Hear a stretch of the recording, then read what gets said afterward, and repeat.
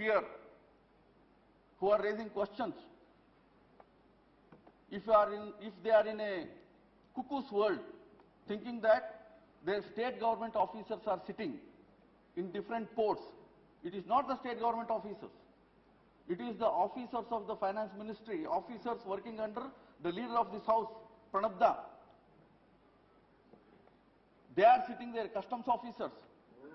And it is their duty to see whether the iron ore that reaches the port has to be allowed to get exported or not.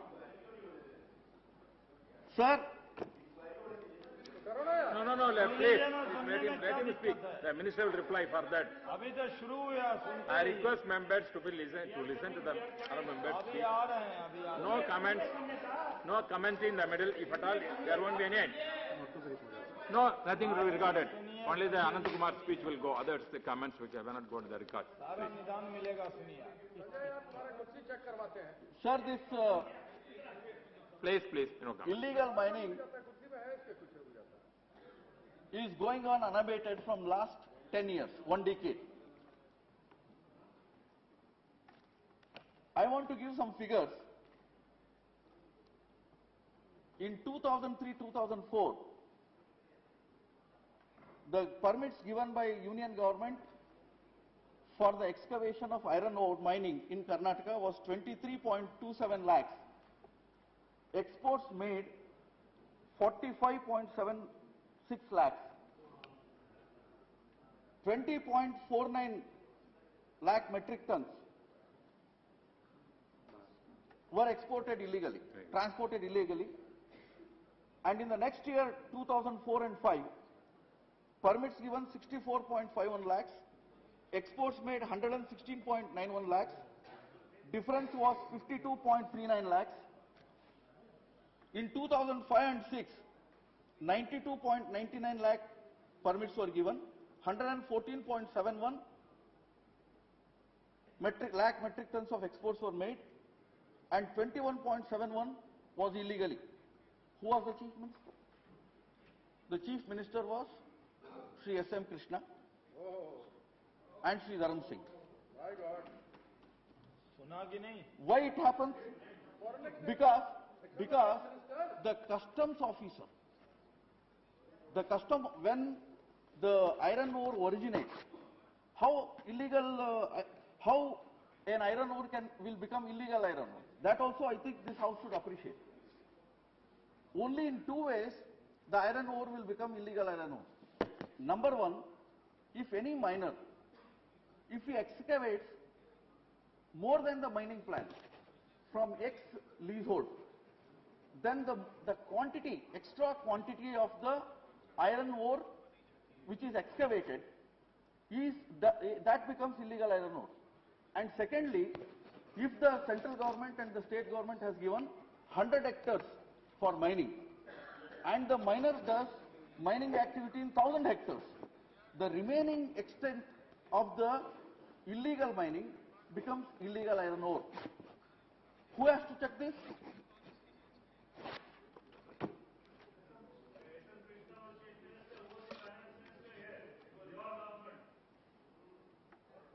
On being, I'll come to that. No, definitely.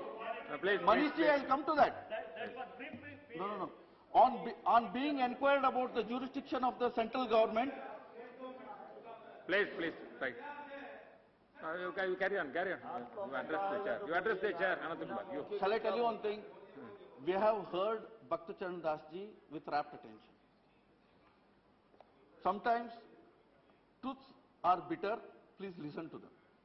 On being inquired about the jurisdiction of central government and the state government, is so far as detection and prevention of illegal mining is concerned, the Ministry of Mines stated, central government's jurisdiction, regulation of mines, minerals is the responsibility of the central government,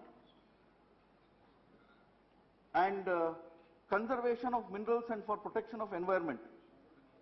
Therefore, hence, framing of laws for prevention of illegal mining is in the jurisdiction of the central government. In 2005-06, my dear friends, in 2006-07, Permits were given for 60.55 lakh metric tons.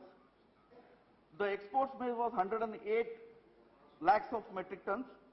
47.44 lakh metric tons was illegally exported. And 2007 and 8, 89.73 lakh metric tons permission was given.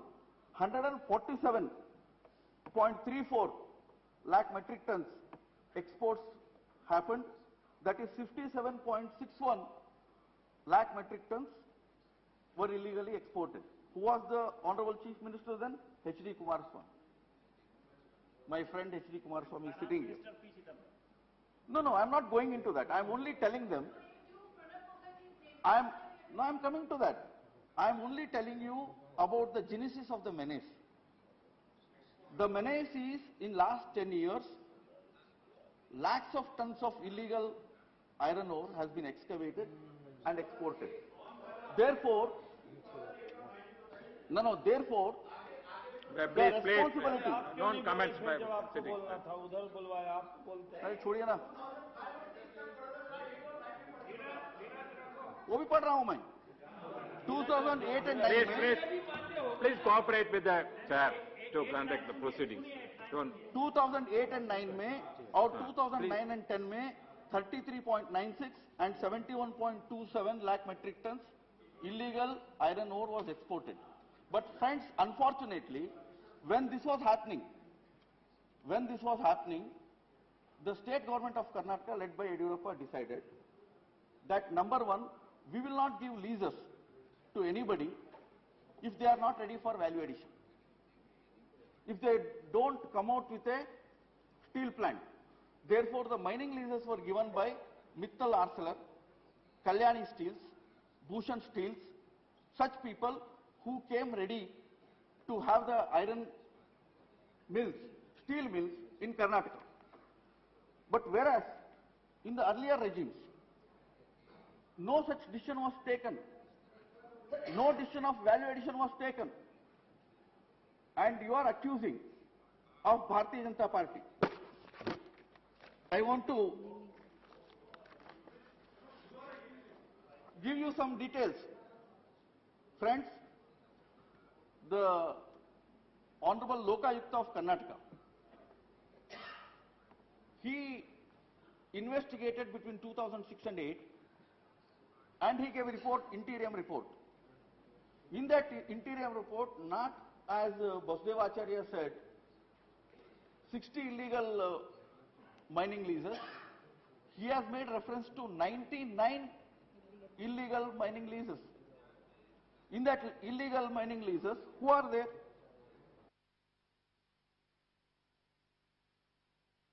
Pradesh Congress Committee.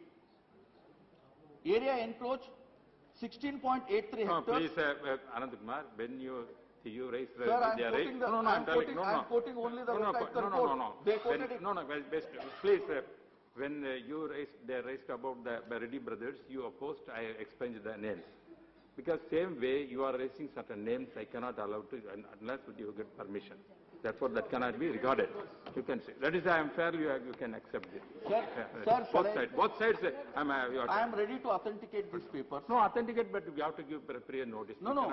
Our Congress friends should understand that 22 of them, not the name the 22 of them, they are MLAs, they are MPs, they are generally you can say no problem, not mention the name. They have participated in illegal mining according to the Lokayukta of Karnataka. They are involved. What is the answer for that? What is the answer for that? And Honorable Rahul Gandhi, the General Secretary of Congress Party, he came to Karnataka day before yesterday. He said, if anybody is indulging in illegal mining, reject them. He is not here today. Srimati Sonia Gandhi is here today. I want to ask both of them, do they reject them? They are sitting MLAs. They are sitting office bearers of the Congress Party. If you vouchsafe to your words, please reject them. Please reject them.